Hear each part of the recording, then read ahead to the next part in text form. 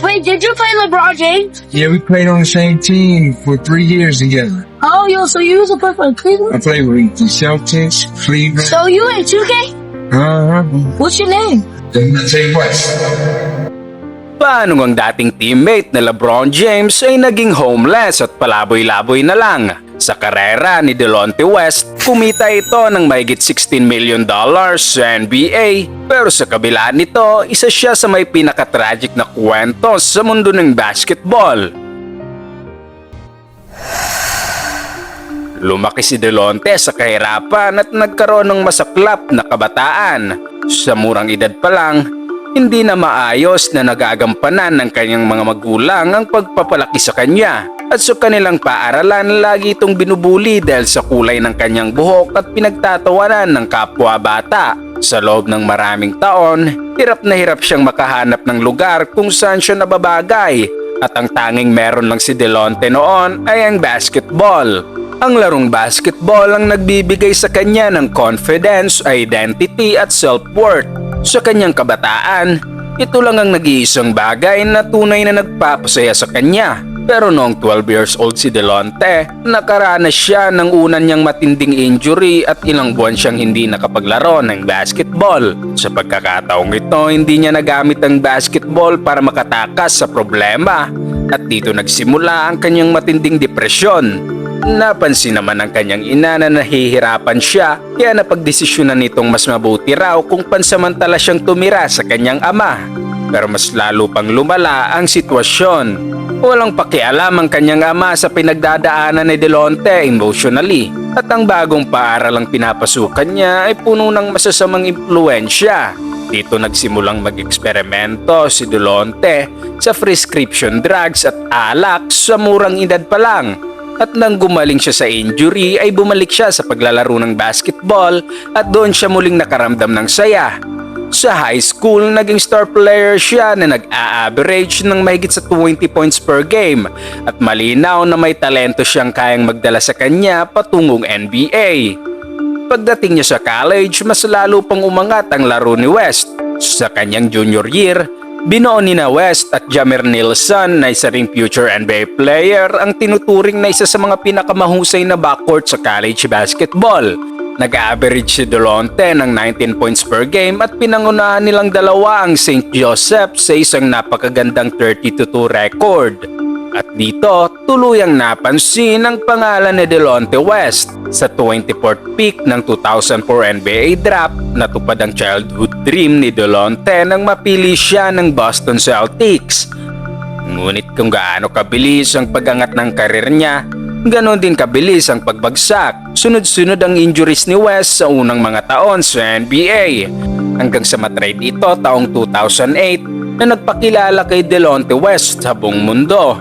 Na-trade siya sa Cleveland Cavaliers kung saan nakuha niya ang isang lifetime opportunity nang maging starting point guard ito kasama si LeBron James. Isang sandaling matagal niyang hinintay. Ngunit sa kabila nito, naging magulo ang pananatili niya sa Cleveland.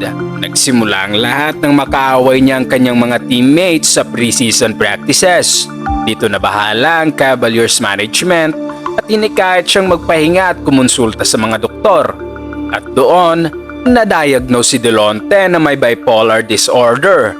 Kaya't nakakaranas siya ng sobrang taas at bigla ang pagbaba ng emosyon. Dito nagsimula siyang uminom ng gamot, kumausap ng mga professionals at sinubukang mamuhay ng normal sa kabila ng kondisyon. Ngunit simula pa lang pala ito ng mas malalang problema dahil sa likod ng kamera may mga bagay na tinatago si Delonte na walang nakakaalam. Noong September 2009, pinahinto siya ng mga pulis habang nagmumotor sa Washington DC. Dito na nalaman ng mga pulisya na may dala siyang 3 mga armas. Agad naging national headline ng pagkakaaresto sa kanya. Sinentensyahan si Delonte ng 8 buwan na house arrest, 2 months na probation at 40 hours of community service. Sa sumunod na season, nasangkot na naman si Delonte sa isang kontrobersya na hindi lang sumira sa kanyang reputasyon kundi pati na rin kay LeBron James. Pumasok ang Cavaliers sa 2009-2010 playoffs bilang best team sa liga at determinado si LeBron na makuha ang kanyang unang championship. Pero matapos magkaroon ng 2-1 lead kontra sa Celtics sa semifinals, natalo ang Cavs ng 3 sunod-sunod na laro at tuluyang na-eliminate. Mula sa MVP level dominance, biglang mukhang na-disengage si LeBron. Agad namang sumakay ang mga sports shows at sinubukang alamin kung ano ang totoong nangyari hanggang sa may mga lumabas na balitang hindi inaasahan ng kahit na sino. Ayon sa mga chismis, may inappropriate relationship umano si Delonte West sa ina ni LeBron James na si Gloria James. Sinasabi ng mga rumor na nalaman daw ito ni LeBron habang nagaganap ang Boston series at lubos itong nakaapekto sa laro niya. Dito naging pinakamainit na topic sa sports world sina Delonte at LeBron. Nagpalala pa sa mga bulong-bulungan ng matrade si Delonte sa Minnesota Timberwolves pero agad siyang na-waive. Pagkatapos nito, pumirma siya ng 1-year deal sa Boston Celtics para sa 2010-2011 season. Pero ito ang naging worst year ng karir niya kaya't mabilis siyang nirelease ng Boston. Pakiramdam niya, tuluyan ng gumuho ang lahat. Pero sa kabutihang palad, may isa pang team ang handang bigyan siya ng pagkakataon, ang Dallas Mavericks. Naniniwala sila na mahalaga ang kanyang karanasan sa paglalaro kasama si LeBron kaya pinapirma siya ng Dallas ng 1-year contract para sa 2011-2012 season. Naging controversial rin ang season na ito at nagkaroon ng lockout of season dahil sa hindi pagkakasundo ng mga players at owners. Kaya't walang sumasahod, sarado ang mga facilities at walang kumikita. Sa unang pagkakataon sa buong karir ni Delonte, wala siyang regular income at dito lumabas ang matinding problema niya sa pera. Kahit may pagmamayari siyang $1 million, 8-bedroom na bahay sa Washington DC, wala itong pera na magagastos at hindi makaraos. Umabot pa sa punto na ang isang NBA player na si West ay kinailangang magtrabaho sa Home Depot na isang hardware store para lang mabuhay. Dito, isa-isa niya ring ibinenta ang lahat ng memorabilia niya sa paglalaro. At minsan kapag walang bumibili, ipinamimigay niya na lang ang mga ito para mabura ang lahat ng sakit ng pinagdadaanan niya. Kaya't ng lockout ang isa sa mga pinakamadilim na yugto ng buhay ni West. At nang bumalik ang NBA noong January 2012, nakapaglaro pa rin si Delonte sa Mavericks. Matapos bumagsak sa rock bottom, ito na ang uling pagkakataon niya para bumawi. Pinatunayan niyang kaya pa rin niyang umambag sa team na nag-average ng halos 10 points per game sa 2011-2012 season. Ngunit sa kabila nito, tuloy pa rin ang personal struggles ni West.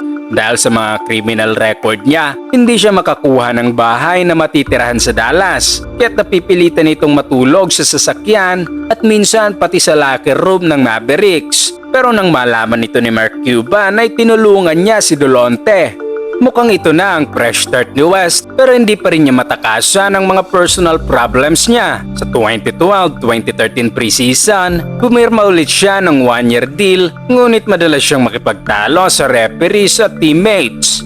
Matapos ang isang preseason loss noong October 15, nagwala siya sa locker room at inaway ang mga teammates niya dahilan para suspindihin siya ng Mavericks. Makalipas ang 10 araw, muli siyang nasuspinde dahil sa panibagong outburst. Hindi nagtagal, tuluyan na siyang binitawan ng Dallas at ito na ang naging katapusan ng NBA career ni Delonte West. Sa mga panahong ito, nakatira siya sa isang apartment na may balcony at tanaw ang arena ng Mavericks. Ilang araw siyang nakaupo roon habang umiiyak at pinapanood ang mga fans na pumasok sa arena. Naglaro pa naman siya overseas sa China at Venezuela pero hindi pa rin siya nakaharap ng stability. Noong 2015, bumalik siya sa US para maglaro sa Texas Legends sa G League. At nang matapos ang season, doon tuluyang nagsara ang uling kabanata ng basketball career ni West. Pagkatapos nito, bigla na lang nawala si Delonte. Walang balita, walang nakakaalam kung nasaan siya. Hanggang sa taong 2016, nang mag-viral ang mga larawan ng isang fan na nakasalubong si Delonte sa isang gas station at malinaw na hindi na siya mentally present. Lumipas pa ang mga taon na walang balita sa kanya hanggang sa early 2020 nang may lumabas na nakakagambalang video kung saan nagresibo ito. walang damit pang itaas, nakaposas at sumisigaw at makikita rin na kailangan niya ng agarang tulong. I'm reading a book. Goddamn Navy SEALs. And home. And they. I'm worth the truck. I'm worth it. I'm not the leader. All the gangs. What happened? Dito sinubukan ng dati niyang college teammate na si Jamer Nelson na magpaabot ng tulong at mag-raise ng awareness pero wala rin nangyari. Makalipas ang ilang buwan, may isa na namang viral photo si Delonte. Homeless ito sa kalsada ng Dallas at may hawak na karton at nanglilimos. Dito'y nag-react ang buong NBA world. Maging si LeBron James ay nag-alok na ilipad siya papuntang Los Angeles at sasagutin ang gamutan niya. Pero walang makakita kay West. Hanggang sa personal na hinanap ni Mark Cuban si West na nakipagkita sa kanya sa isang gas station sa Dallas. Dito'y tinulungan siyang pumasok sa rehab ni Mark. Kalaunan, nagbahagi si Mark ng mga larawan at sinasabing mahaba pa ang lalakbayin ni Delonte pero nagawa na niya ang unang hakbang. Mukha nang malinis at masaya si West at napaulat din na binigyan siya ng trabaho sa rehab center na tumulong sa kanya. Taong 2022 may bidyong lumabas sa pagsali nito sa Big 3 tryouts at nakakuha ng spot sa combine pero sa kasamaang pala din dito na drop sa liga. Pagkatapos ng missed opportunity, muli na namang bumalik si West sa lumang gawi. Mula 2023, lagi itong lumilitaw sa mga police reports, mostly public intoxication, trespassing at health emergencies. May mga viral video rin itong makikitang pag-alagala at nangihingi ng limos. Wait, did you play LeBron James? Yeah, we played on the same team for 3 years together. Oh, so you was a player for I Cleveland? played with the Celtics, Cleveland. So you in 2K? What's your name? I'll tell you what. At sa taong 2025 hanggang sa ngayon ay lagi itong natatagpuan ng mga pulis na unconscious at intoxicated kaya inaaresto ito para sa kanyang safety pero agad ring pinapakawalan. Ang kwento ni Delonte West ay malinaw na paalala na kahit gaano man kasikat o kayaman ng isang tao ay hindi ito garantiya ng stable at masayang buhay. Dahil ang mga personal na pagsubok at kakulangan ng tamang suporta ay pwedeng wasaki ng sino man. At mahalaga ang pag-aalaga sa sarili, pagmamahal sa iba at pagkakaroon ng tamang suporta. Huwag kalimutang mag-like at subscribe para sa mas marami pang sports kwento.